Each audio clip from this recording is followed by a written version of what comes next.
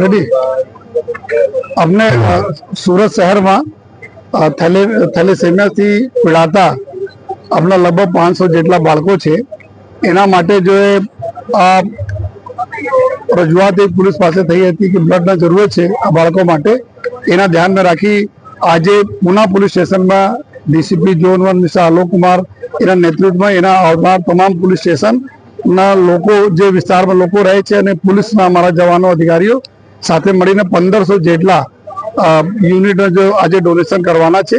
જે કામગીરી ચાલુ પડશે જો અને થેલેસેમિયા એક એવા રોગ છે કે જેમાં સતત જો બ્લડ ડિસઓર્ડર વાળા રોગ છે. જો બાળકોને સતત જો બ્લડની જરૂર પડતી રહે છે અને એનાથી એના સારવાર થતી હોય છે.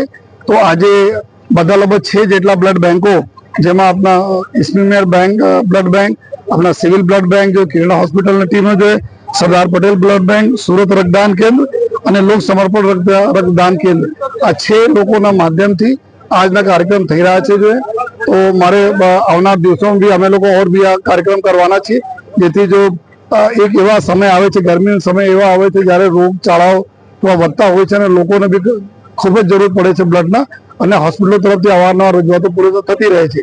તો એના ધ્યાનમાં રાખીને આજના કાર્યક્રમ કરવામાં આવેલા છે. સૌપ્રથમ એવા તમામ અમારા દાતાશ્રી, તમામ બ્લડ ડોનર્સ અને તમામ એવા લોકો જો એના સાથે જો ડાયરેક્ટલી જોડાયેલા છે એના હું ખૂબ આભાર માનું છું. એક એવા સારા કાર્ય બધા છે.